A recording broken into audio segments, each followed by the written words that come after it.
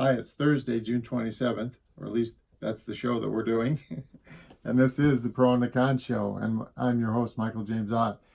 So as I told you in the previous show, I had some scheduling conflicts. I was doing some volunteer work for St. Jude's Children's Research Hospital. They had an event, and so I went and volunteered and helped raise money for the kids and their families that get treated at St. Jude's. So that was a great event. Unfortunately, it meant that I had to miss the second Democratic candidate debate.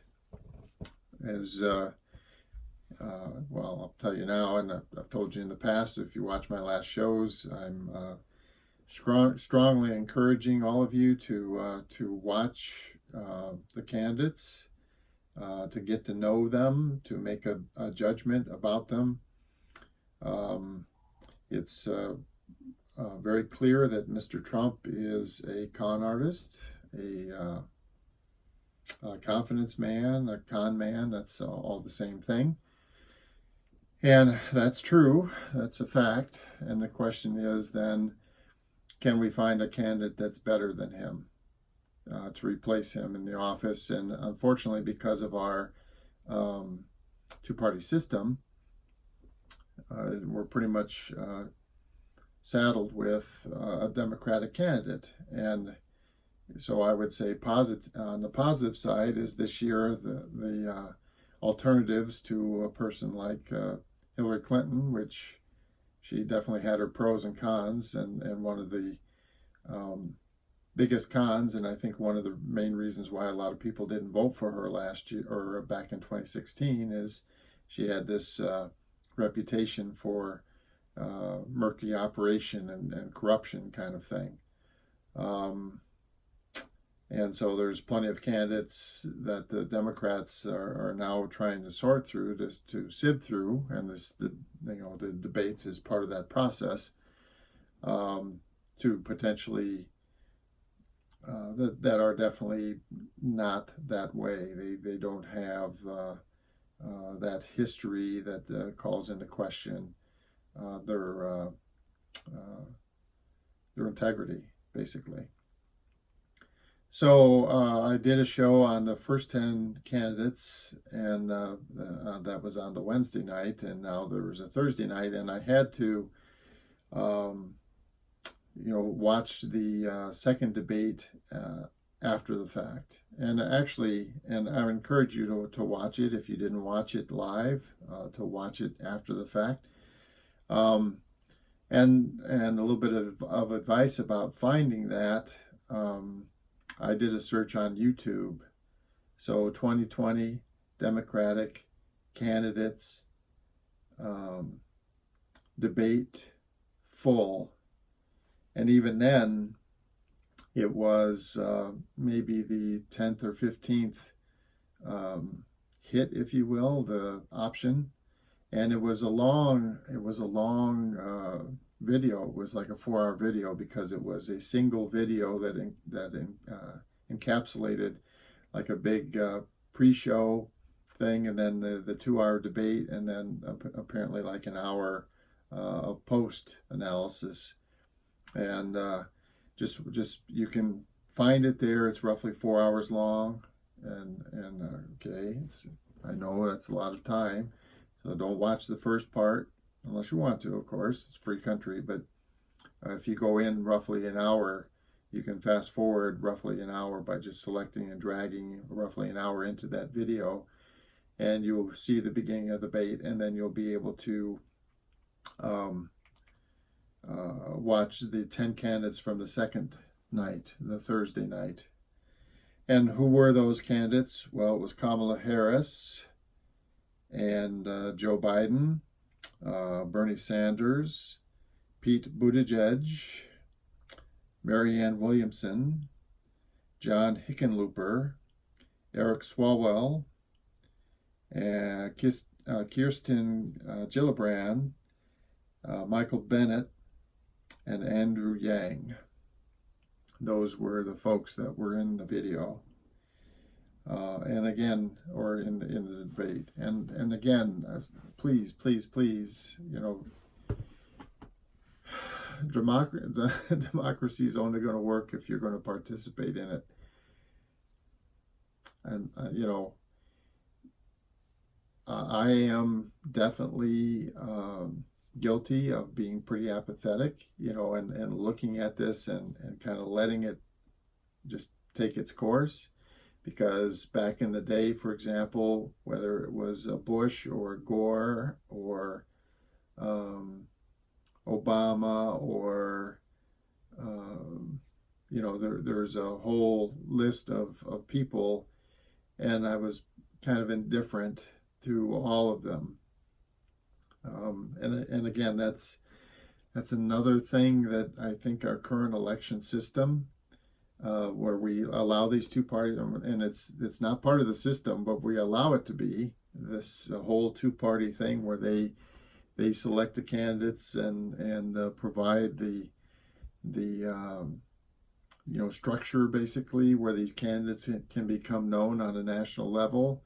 The fact that we're even allowing candidates that they want to be president of the United States to actually run for the office. This is counterintuitive if you believe that whoever's in that office should be more interested in the average person than in accumulating wealth, influence, and power. And this for sure is my belief, and one of the reasons why I'm doing these videos and spending hundreds of hours each year talking about the truth and how we're going to try to get beyond where we are today. So I did. So I managed to find the video. It took me a while. Okay, so it probably took me 4 or 5 minutes of searching through YouTube and opening some of the YouTube videos. But I've identified one where this whole thing is in there. It's 2 hours long in the middle of a 4-hour video. So go find it. It's not that hard. You can do it, and then watch it if you haven't already seen the video. And then, so some of the interesting things from the Thursday video is, circling back to the comments that I just made. So Gillibrand and Buttigieg both basically stood there on the stage and used some of their very limited time on that stage to make the same claim, which is what I was just talking about, that we have to dramatically reform the elections process to get all the money and stuff out of it. Now, Ms. Gillibrand was touting herself because she still wants to be president. Okay. She wants to acquire that office for the glory of it, is certainly part of what is driving her. I'm not quite so sure that that's as much true for Mr. Buttigieg, but again, caution here, because now I'm giving you some of my opinions, and I really would love it if you would please, please, please watch these candidates yourselves and form your own opinions. Who, what, where, when. Watch them. It's your duty as citizens of this country. There's if you want the benefits of freedom, you have to shoulder the responsibility of maintaining it, and that means being fully advised or knowledgeable about what's going on, and that means taking some time. Again, I'm not talking about hundreds of hours a month, but definitely a handful. You got to do it. It's our responsibility. So anyway, as I was watching this, Buttigieg and Gillibrand both said, the main thing that we got to do, one of the thing that the core that will fix everything else. So they talked about gun ownership and gun violence, and they talked about healthcare, and they talked about racism and police shootings and on and on and on. There was a list of, and then like some foreign affairs things, and also, you know, trying to bring back some of the positive impression and influence that the United States has, as the candidates generally feel that the con artist Mr. Trump has degraded our influence on the world, and in a very negative way. So and again, so it all comes back to fixing the system, and it's never going to get fixed. The two-party system is so ingrained in our society that if we, all of us, me, you, all of us, if there isn't a huge outcry to fix the election system by mitigating, eliminating the influence of the political parties, mitigating, eliminating the influence of, Bernie Sanders also said this. So there's three. That's the fundamental thing that we've got to do. We've got to do it. And I tell you, there's the number of people, you know, in the current offices in our government that will support this. You know, an actual application is probably fairly low. Don't know how many. My hope would be that they would put the interests of the nation and of all of you above their own interests. But as you know, most of them haven't been doing that, and that's, you know, given rise to all the dissatisfaction that you and I and the rest of us feel with our government. So it's up to us, folks. It's up to us. So now just talking again, so this is my opinion, again urging you to watch the debate if you haven't already. But my opinion, based on when I looked at this, is I appreciated these three or four candidates that were basically talking about election reform and how that's a very high priority. All the candidates said that you know, doing something to address climate change is a very, very high priority. It needs to be aggressively followed up on.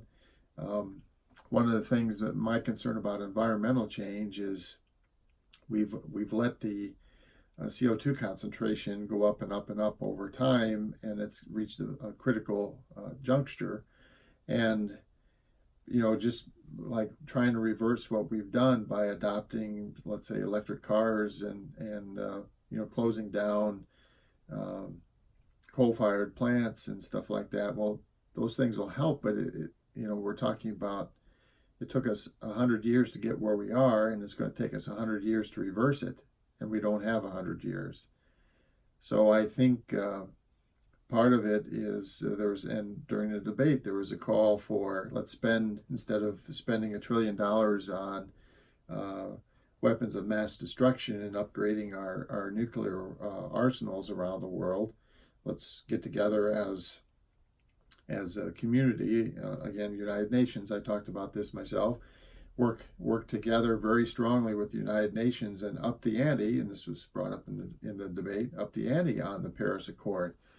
And really, everyone agreed to spend tremendous amounts of their gross domestic product on methods, and we can talk about what the most efficient methods are, but methods for extracting CO2 out of the atmosphere as quickly as possible and holding it out of the atmosphere to give the planet and the atmosphere in the planet time to kind of reverse itself from where it is. As far as the actual candidates themselves, Andrew Yang basically just kept talking about his $1,000 a month per adult, giving that, the federal government giving that to everybody. It just feels like a non-starter, and he was not very charismatic on the stage. That's my opinion. Michael Bennet, really very unremarkable.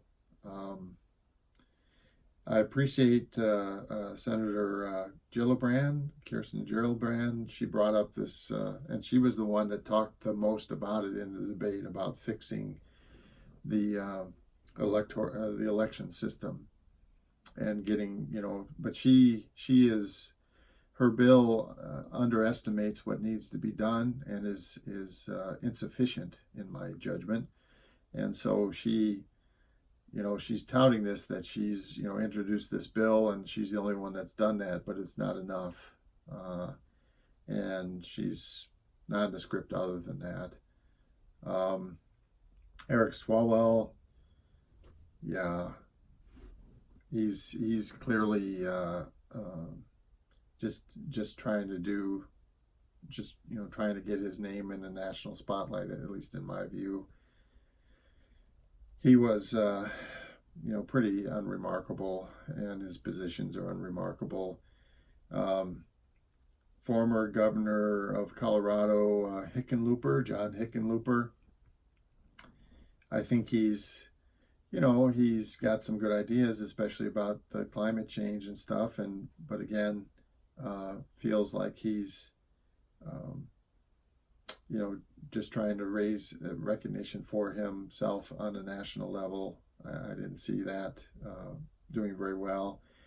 Marianne Williamson, now she brings up some good points in that we need to do some things on a more fundamental basis. I talk about we need to change the definition of success. Okay, so we need to all be more active in our government. That's one. We need to change our definition of success on a personal level. That's two. And we need to be open to the truth, the pro and the con, the good and the bad, the for and against. These are the three things that I think are the legs of the stool that will make our government be what it should be forevermore. Well, she also is more of a fundamentalist. Let's use that term, a fundamentalist, about pointing out some of these causers of problems. And so she was pointing out that Donald Trump has been using hate and fear to divide us, and she's going to use love to bring us back together again. Those are nice sentiments, but otherwise, she was unremarkable otherwise, and she just doesn't feel like she has the strength to face the daunting requirements of being president of the United States. Pete Buttigieg was very courageous in that they directly addressed his, and I've talked to him about him a little bit in the past about the issues that South Bend is having with their police force and the fatal shootings of suspects by their police force and the lack of integration of minorities in the South Bend police force. And he said, I have failed to get this done. I've been trying, and he said I could go through a litany of all the things that he's done, and he has done. If there was that one CNN article where they talked about in some depth everything that's going on in South Bend and everything that he has done, and there was a safety council or something that is mostly more than half minority membership and so on, but still falling far short of making this issue significantly better. And so he's calling, basically saying that this is a national issue, and he's right.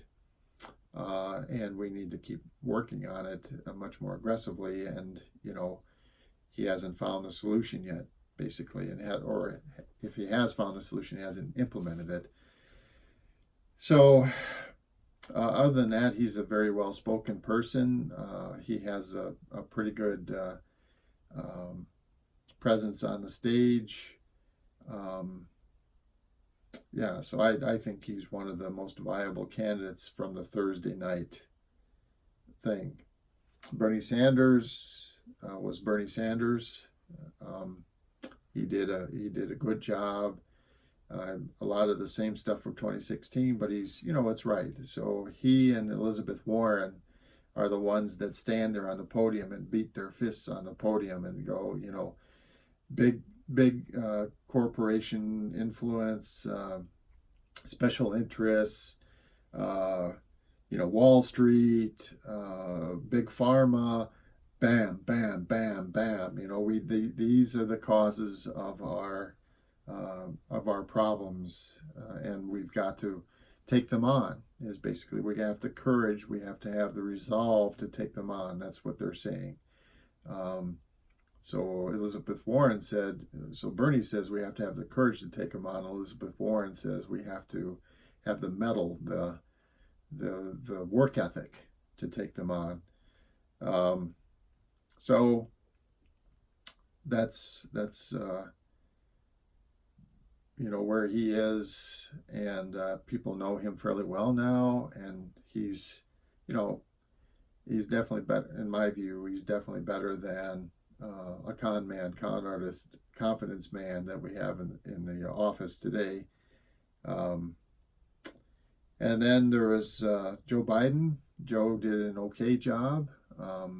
He, of course, touts his experience and all that he's done over time. And the problem that I have watching him is that he jumps right into, I did this as a senator, I did this as a senator, and those things are many times, often like 20, 30 years ago in the past. And then he starts talking about, Barack Obama told me to do this, and so I did that, and and I got it done, and I got it done, and I got it done.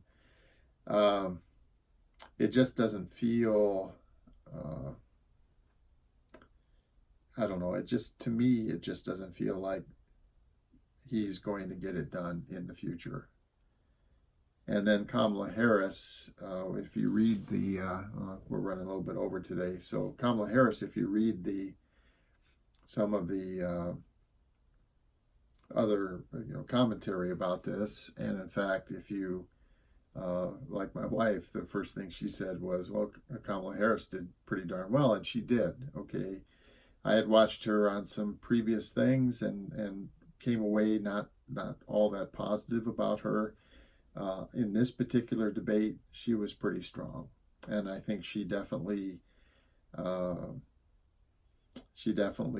rates continued interest. So there was a total of 10, and after this, I think you've got Kamala Harris, Bernie Sanders, and Pete Buttigieg. So I think 7 out of 10. And yes, Mr. Biden, I think, is not going to make it. He's one of the other articles I read said that he's a fragile front runner, and in my view, he is just not. He doesn't have the charisma. He doesn't have the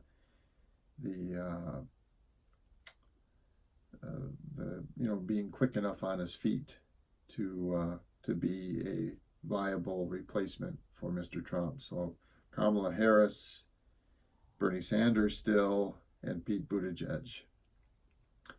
And then from the first night, you had Cory Booker, Julian Castro, Amy Klobuchar, and Elizabeth Warren. And, those, I think, well, anyway, so in my view, in my mind, there's 20 candidates, but there's really only 7, maybe 8, 7 that should really be considering continuing on with their candidacies, and the rest of the folks should be trying very hard to get some of their good ideas. And by the way, some of these lesser known or less viable candidates still have some very good ideas, and they should be working hard to try to make sure that their good ideas end up becoming part of the Democratic Party platform. Okay, well, ran over a little bit. Sorry about that. But this is Michael James Ott for the Pro and Con Show. Thanks again for watching. I hope each and every one of you has a great evening, no matter where you are. And until the next show, bye for now.